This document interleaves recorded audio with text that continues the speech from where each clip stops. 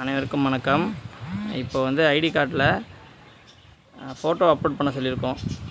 So அந்த photo என்னென்ன மெத்தடில் இருக்கணும், இந்த ஐடி கார்டுக்கு எலிஜிபிளான ஃபோட்டோ எப்படி எடுக்கிறது அப்படிங்கிறதுக்கு தான் இந்த வீடியோ.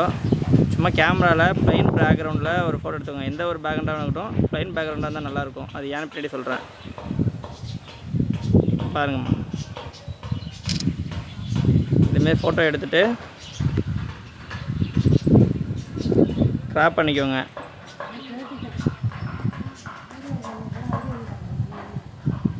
ஃபோட்டோவை பாஸ்போர்ட் சைஸ் மாரி கரெக்டாக வச்சுட்டு கிராப் பண்ணிக்கோங்க.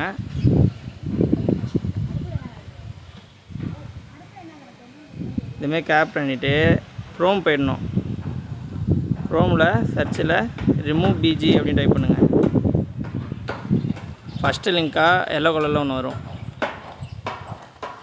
இதில் அப்லோட் இமேஜஸ்ஸு, அதில் நீங்கள் கிராப் பண்ண ஃபோட்டோவை சூஸ் பண்ணிங்கன்னா ஒரு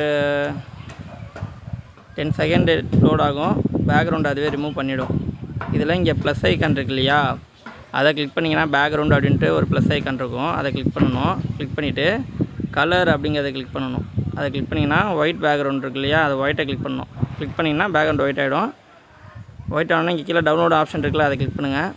அதில் ப்ரிவ்யூ ஃப்ரீன்னு இருக்குல்ல, அதை கிளிக் பண்ணுங்கள். கிளிக் பண்ணோன்னா டவுன்லோட் ஆகிடுச்சு. இதை இப்போ ஓப்பன் பண்ணுங்கள்.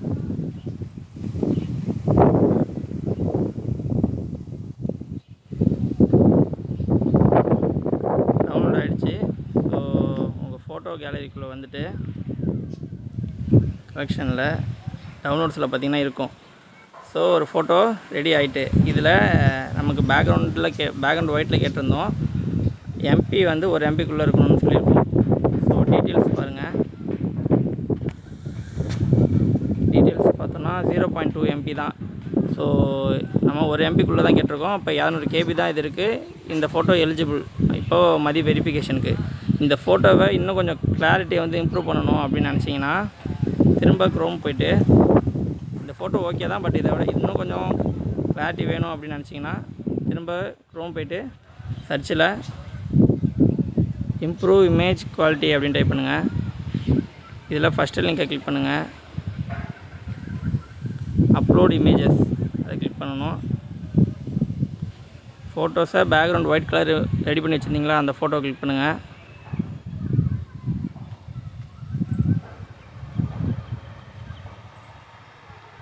லோட் ஆகும் கொஞ்சம்.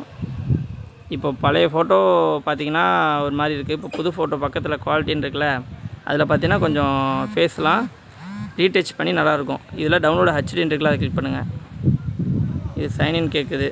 ஸோ இது வேண்டாம். மேலே ஃப்ரீன்னு இருக்கு இல்லையா, ஃப்ரீ டவுன்லோடு, அதை கிளிக் பண்ணுங்கள். இப்போ டவுன்லோட் ஆகிடுச்சு.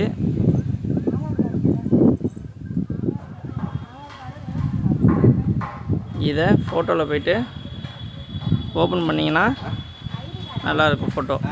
இது பழைய ஃபோட்டோ, இது இப்போ நம்ம ரீடச் பண்ண ஃபோட்டோ. ஸோ இந்த ஃபோட்டோ போதும். நீங்கள் மதி வெரிஃபிகேஷனில் ஃபோட்டோஸை அப்லோட் பண்ணுறதுக்கு எப்படி ஃபோட்டோஸ் ரெடி பண்ணுறது அப்படிங்கிறத சொல்லியாச்சு. இதுபடி ஃபோட்டோஸ் எல்லாருமே கலெக்ட் பண்ணுங்கள். கலெக்ட் பண்ணி மதி வெரிஃபிகேஷனில் ஃபோட்டோஸை அப்லோட் பண்ணுங்கள். தேங்க்யூ.